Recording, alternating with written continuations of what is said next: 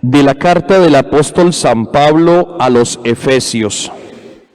Hermanos, en aquel entonces ustedes vivían sin Cristo, extranjeros a la ciudadanía de Israel, ajenos a las alianzas y sus promesas, sin esperanza y sin Dios en el mundo. Ahora, gracias a Cristo Jesús, los que un tiempo estaban lejos, están ahora cerca por la sangre de Cristo. Él es nuestra paz, el que de los dos pueblos ha hecho uno, derribando en su cuerpo de carne el muro que los separaba, la enemistad. Él ha abolido la ley con sus mandamientos y decretos para crear de los dos pueblos en sí mismo un único hombre nuevo, haciendo las paces. Reconcilió con Dios a los dos, uniéndolos en un solo cuerpo mediante la cruz, dando muerte en él a la hostilidad. Vino a anunciar la paz. Paz a ustedes los de lejos, paz también a los de cerca. Así, unos y otros podemos acercarnos al Padre por medio de él en un mismo espíritu. Así pues, ya no son extranjeros ni forasteros, sino conciudadanos de los santos y miembros de la familia de Dios. Están edificados sobre el cimiento de los apóstoles y profetas, y el mismo Cristo Jesús es la piedra angular. Por él, todo el edificio queda ensamblado y se va levantando hasta formar un templo consagrado al Señor. Por él también ustedes entran con ellos en la construcción para ser morada de Dios por el Espíritu. Palabra de Dios.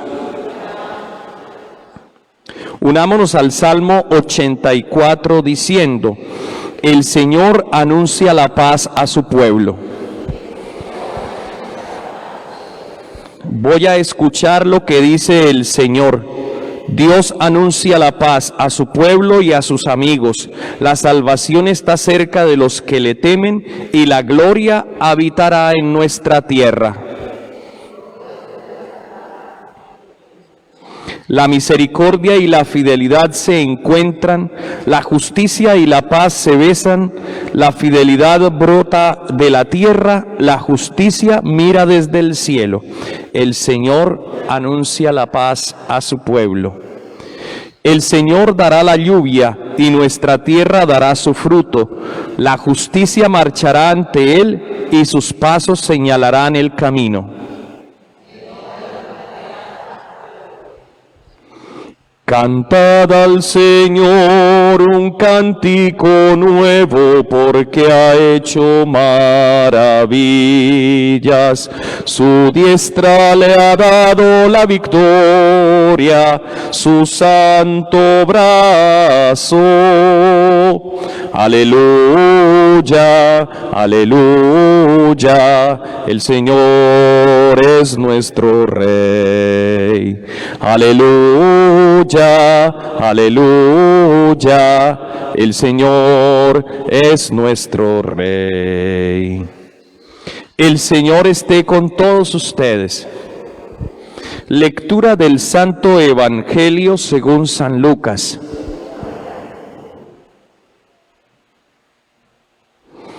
En aquel tiempo dijo Jesús a sus discípulos: tengan ceñida la cintura y encendidas las lámparas. Ustedes estén como los hombres que aguardan a que su Señor vuelva de la boda para abrirle apenas venga y llame. Bienaventurados aquellos criados a quienes el Señor al llegar los encuentre en vela. En verdad les digo que se ceñirá, los hará sentar a la mesa y acercándose les irá sirviendo.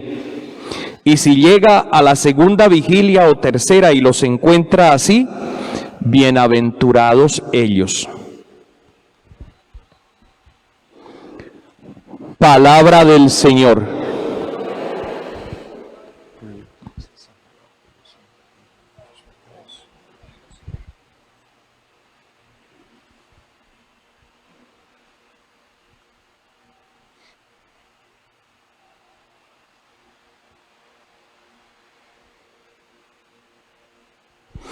posiblemente uno de los santos que más trabajó y se considera un instrumento especial de la búsqueda de la paz en toda la historia de la Iglesia, se llama Francisco de Asís. Sin embargo, los santos no actúan solo porque sí, sino porque han permitido que la palabra de Dios llegue a sus corazones y se convierta en acciones concretas. Por eso los hijos de Dios, o los discípulos, o los hermanos, o padre o madre del Señor, son aquellos que escuchan la palabra y la ponen en práctica. Eso es lo que hace que nos convirtamos en santos, ninguna otra cosa. ¿Sí? Ahora el Papa Francisco, con base en esa práctica que tenía Francisco de Asís, de buscar la forma de unir a las personas, de hacerlos sentir hermanos, incluso a las cosas de la naturaleza los llamaba hermanos, hermano sol, hermana luna, hermano lobo, ¿sí? Fratelli. Y el Papa escribe esa carta encíclica, Fratelli Tutti, hermanos todos. Y hoy encontramos, creo que una de las bases más fuertes en la palabra de Dios para comprender este aspecto de por qué todos somos hermanos. Y es que Dios no es un Dios de un pueblo, Dios es Dios de la humanidad. Dios crea al ser humano a su imagen y semejanza. No dice que creó a los gringos, o a los ingleses, o a los italianos, o a los chinos, o a los que se creen pues la panacea de este mundo, ¿no? No, el Señor creó al ser humano a su imagen y semejanza, hombre y mujer los creó. Y nos creó, y al crear el hombre y la mujer nos creó como una familia. Todos somos descendientes de Adán y todos somos descendientes de Eva. En realidad los nombres bíblicos tienen un significado. Padre de todos los hombres, o proveniente de la tierra, creo que es Adán, ¿no? Y Eva, madre de todos los hombres. Para decir, todos venimos de la misma línea. Por tanto, se puede decir que también todos hemos nacido en cierta medida de ellos, ¿no? Y el pueblo de Israel es simple y llanamente el pueblo escogido para mostrar las grandezas de Dios, pero a la vez para que el pueblo se concibiera, se entendiera como aquel que debe llevar el mensaje a todo el mundo y comenzar a que la fraternidad universal en el Dios único y verdadero se produjera. San Pablo, en este texto de la carta a los Efesios, el capítulo 2, versículos del 12 al 22, dice: antes no tenían un Mesías o un Cristo, eran extranjeros a la ciudadanía de Israel, y eso era la concepción antigua, ¿no? Son Israel y el resto de, casi que decir los sinvergüenzas, los vagabundos, los pecadores, porque decir que eran publicanos o gentiles era decir los pecadores. Nosotros aquí somos el pueblo santo, ellos son los pecadores. Esa es la limitación humana, ¿no? Que nos dan una tarea y nos olvidamos de la tarea y nos llenamos de prepotencia y de orgullo, creyendo que yo soy el importante, y se me olvida que realmente no soy el importante en el sentido de ser el superior, sino soy el importante en la medida que soy servidor. Eso es algo que no podemos perder de vista en nuestra vida. Si yo tengo alguna responsabilidad, alguna autoridad sobre alguien, no es porque sea superior a los demás, es porque debo ser el servidor de todos. Si quiere ser el primero, sé el servidor, cosa que no alcanzó a comprender mucho el pueblo de Israel. Lo comprendió y lo fue entendiendo muy tarde, dice. Y ajenos a las instituciones portadoras de la promesa, le dice a los paganos, ¿cierto? No tenían el Cristo, no esperaban el Cristo, eran extranjeros, no pertenecían a las instituciones portadoras de la promesa, que eran los israelitas. En el mundo no tenían ni esperanza ni Dios, los paganos. Dice, ahora en cambio, están en Cristo Jesús. Ahora, por la sangre de Cristo, están cerca los que antes estaban lejos. Es decir, que la persona de Cristo, que vino a buscar las ovejas perdidas de Israel, pero que después, ese episodio a mí me encanta muchísimo, cuando esta mujer extranjera sale a su encuentro y comienza a correr detrás de él a decirle que le cure la hija que está endemoniada, y él dice que él no fue enviado a otros, sino a las ovejas perdidas de Israel. Y entonces la mujer lo alcanza y le dice, ayuda a mi hija. Y entonces él le dice, no, el alimento de los hijos no se lo podemos dar a los perros. Y ella le responde, los perritos también comemos de lo que cae de la mesa de su amo. Y creo que ese fue un golpe tan contundente para Jesús y sus discípulos, que dice, yo no he encontrado fe más grande. Igual que dice del centurión romano, no he encontrado, él encontró más fe en los extranjeros, en los pecadores públicos, en las prostitutas, encontró más fe que en aquellos que dirigían el pueblo y eran la autoridad de fe, la autoridad religiosa, la autoridad moral. Todas esas personas, paganos y todos los pecadores de Israel, creyeron en Jesús, mientras que las autoridades se negaron a creer en él. Eso pasa con frecuencia. ¿Por qué? Porque la autoridad nos enceguece, porque el creernos importantes nos enceguece. Cuando nosotros somos así, que nos creemos muy importantes, es cuando menos amistades realmente tenemos, porque somos selectivos, porque nos cuesta encontrarnos con alguien, porque nos cuesta decir y pensar que otra persona es igual a mí, me siento por encima de los demás. Eso es lo que choca y no nos permite realmente unirnos. Cristo Jesús, con su forma de actuar, con la forma que enseñó del cristianismo, nos enseña que aquí ninguno es importante más que Él, que aquí todos somos iguales, que aquí todos somos hermanos, que aquí todos valemos lo mismo, independientemente de lo que tengamos, seamos y poseamos sobre la tierra, pero todos somos iguales. Las discriminaciones, los niveles sociales, todas esas cosas que tenemos en nuestra cabeza es por nuestra culpa. Somos nosotros los que creamos esas concepciones humanas, ¿verdad? Pero en sí, la persona como tal, ninguna es superior a otra. Y entonces sigue diciendo la palabra, Él, Cristo, es nuestra paz. Él ha hecho de los dos pueblos, paganos y judíos, una sola cosa, derribando con su carne el muro que los separaba, el odio, la enemistad.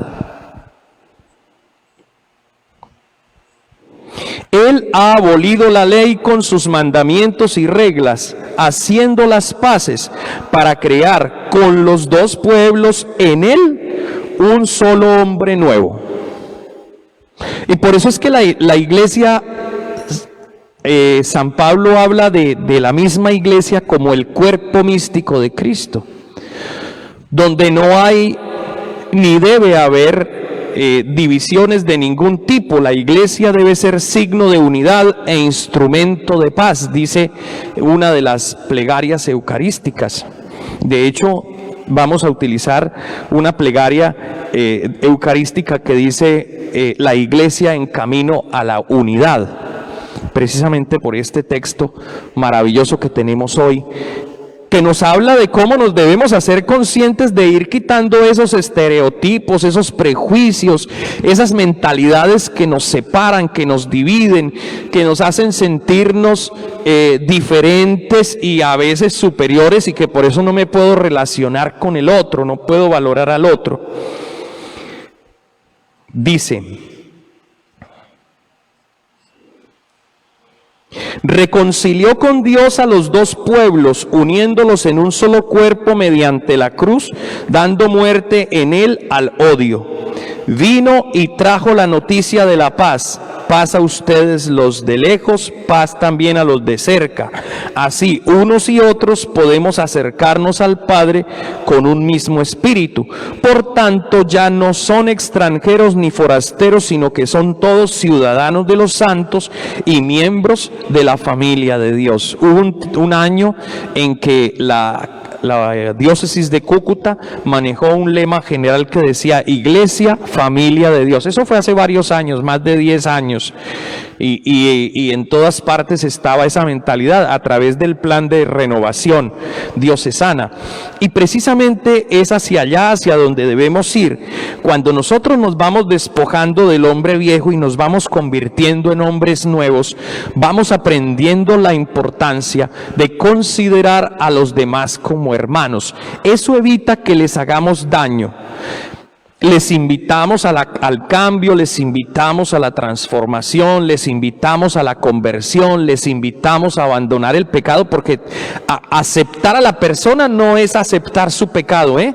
Esto hay que tenerlo muy clarito. Dios ama al pecador, pero no su pecado. Eso es completamente claro en la fe del cristianismo. Dios ama al pecador, Dios me ama a mí como persona, como hijo suyo, pero no acepta mis actos pecaminosos. ¿Sí? Él es capaz de limpiarnos del pecado y quedarse con la persona, pero mis actos pecaminosos, vengan de donde vengan, no los acepta el Señor. Por eso ante Él hay que presentarnos siempre humildes para poder alcanzar su misericordia. Y es en ese sentido, en el sentido de que nos entendemos, nos aceptamos como personas, como hijos de Dios, ¿sí? Que nos amamos, y que yo precisamente a ese pecador, a ese que está sumergido en la miseria de la maldad, a ese que está muerto en vida, lo amo porque es mi hermano, pero lo invito con mi vida, con mi testimonio, con mis palabras, a que abandone ese estado de pecado.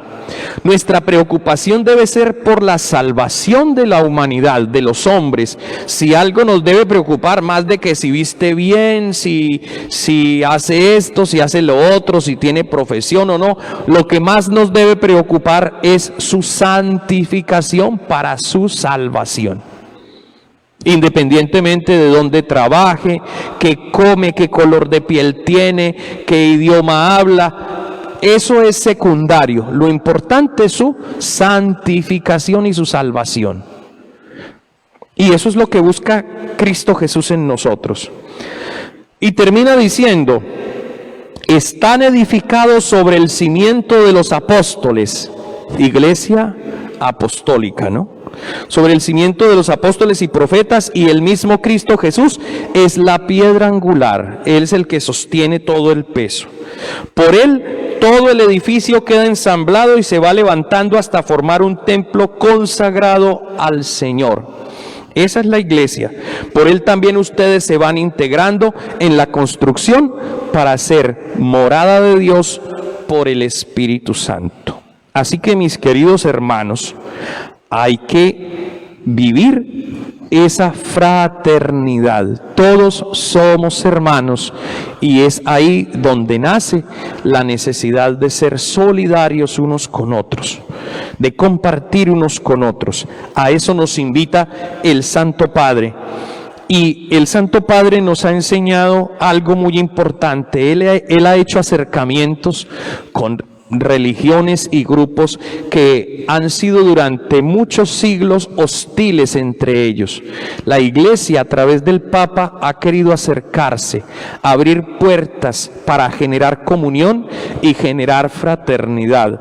Algunos han visto eso como que la humillación del Papa y que va a entregar la Iglesia a no sé quién. Si fuera Cristo, estaría haciendo lo mismo. Exactamente lo mismo, buscando la unidad. Pero claro, al que representa a Cristo y al que representa a Cristo, siempre lo han atacado cuando hace cosas que aparentemente están alejadas de lo que la gente se imagina que es la fe, cuando no entienden ni pizca de lo que significa esta palabra, por ejemplo, que tenemos hoy en la carta a los Efesios. Nunca, jamás un cristiano católico deberá discriminar a nadie, maltratar a nadie, afectar a nadie porque piensa, porque tiene una fe diferente, porque tiene una cultura diferente. Todo se debe hacer con amor y con testimonio, siempre haciéndole sentir a las personas que son valoradas porque son personas y por tanto hijos de Dios. Gloria al Padre, al Hijo y al Espíritu Santo.